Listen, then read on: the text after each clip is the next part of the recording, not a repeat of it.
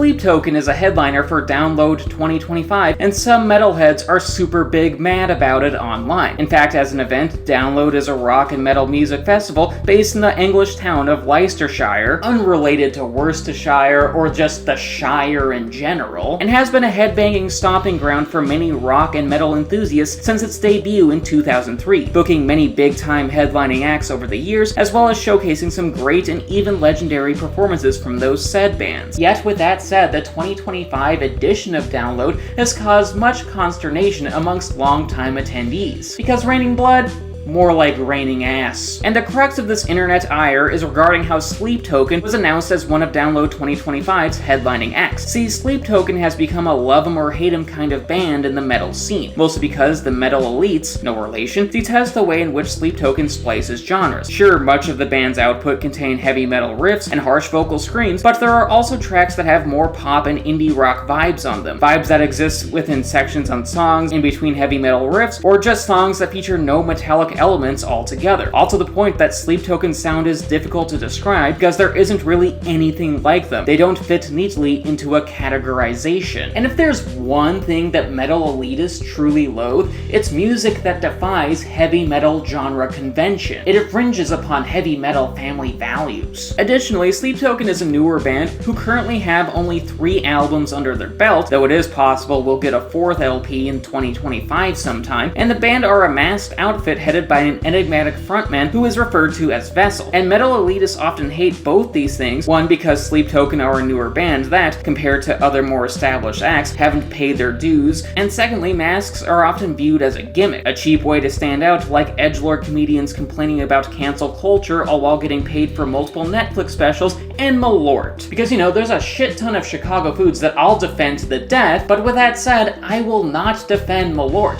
I have standards. So yeah, Sleep Token receives a lot of hate from many a metalhead online, and the backlash to them being booked as a headliner for Download 2025 is hardly surprising given the vitriol that's often chucked their way. It was really predictable. Like death, taxes, and my annual disappointment with the Chicago Bears. And that's unfortunate because, as stated in a prior video on Sleep Token, I believe that the band is great for the metal scene. If anything, the way in which they fuse disparate genres yet still make them work cohesively that can be appreciated by both metalheads and non-metal fans alike is extremely impressive, as well as the fact their 2023 album Take Me Back to Eden was many rock and metal music critics' favorite album of that respective year. And honestly, mine included. I really liked that album. It's pretty fantastic. But if you disagree with that, that's okay. It's just my opinion. In response to the backlash, Download head honcho Andy Copping defended Sleep Token being booked as a headliner. In an interview with NME, Copping stated, "It was seeing Sleep Token's meteoric rise over the last 2 years that made me think this is a band that deserves to be elevated. They've got a sold-out arena tour in a couple weeks, which we already know will be a sight to behold. I think it's important for the festival to bring new bands through to headline.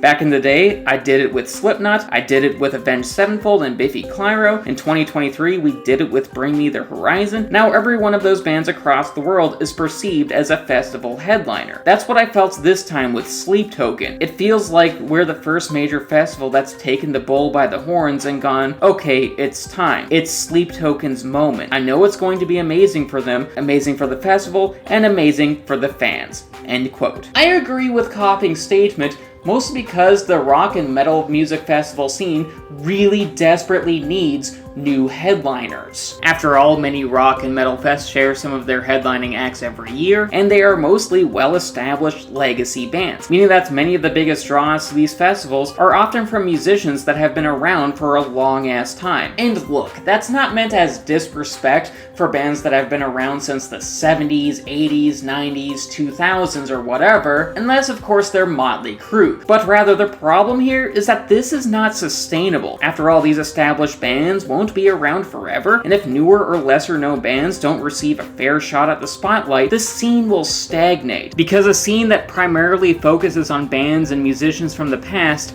is a scene that doesn't have a future. And honestly, I really don't think that's true for metal. In fact, there are a lot of great newer bands, or even great bands with decades-long careers, that had to grind for their followings and success. It's just that that for a long stretch of time, they didn't really get a shot at a meaningful spotlight beyond the scene itself. At least, not until recently. Or rather, the scene is starting to get some public exposure again. Phrasing. Mostly because some new bands and older bands that previously never received mainstream attention are finally getting their shot. Sure, it's not perfect yet and hasn't happened often enough, but still it has improved over the last few years. Whether we are talking about Knocked Loose and Poppy's performance on Jimmy Kimmel Live, Body Count performing on Jimmy Fallon, Ghost and Deftones headlining arena tours, the earlier mentioned Bring Me the Horizon being a headliner at Download 2023, the rise of Turnstile, and Gojira performing an exquisite heavy metal rendition of a French Revolution-era hymn on the side of the castle that served as Marie Antoinette's prison before she was beheaded, which might be the most metal thing to ever metal in the history of metal. It appears that the genre is on an upward trajectory. And Sleep Token being booked as a headliner for Download 2025 is an extension of this growth and resurgence of the heavy metal scene. If anything, the success that has launched Sleep Token into the stratosphere is unprecedented in the heavy metal genre's recent history. It took several albums and over a decade of Ghost to be on the top bill at arena tours, and it took Bring Me the Horizon over a decade and a half to become as big as they are. Yet Sleep Token accomplished this in a fraction of that time, which is amazing. And while many metalheads critique Sleep Token's rise to mainstream fame because the band didn't pay their dues like many other talented bands, the truth is that, in other genres, new artists take pop culture by storm all the time. If anything, it regularly occurs when musicians like Chappell Roan and Shabuzi come out of nowhere to become a new sensation, and that's a sign of a healthy genre, proof that new artists can create something unique and can excite fans of those respective genres as much as older legacy acts can, and Sleep Token is doing that for metal. Their fusion of genres is unique and exciting and is pushing the genre into new creative territory, all while being sonically appeasing to the ear, with fantastic live shows to boot. And look, I'm not saying you have to like Sleep Token, your taste is your taste after all, and I won't judge you for that unless you're defending Limp Bizkit, in which case you're f***ing wrong. But rather, even longtime fans of the metal genre should respect the attention that metal is now receiving because of acts like Sleep Token, Spiritbox, Ghost, and such, because that love gets distributed to the rest of the genre as well. It's a sign that metal has a future beyond its legacy acts. So yeah, Sleep Token being a headliner at Download 2025 is a good thing regardless of whether you like the band or not. It's important.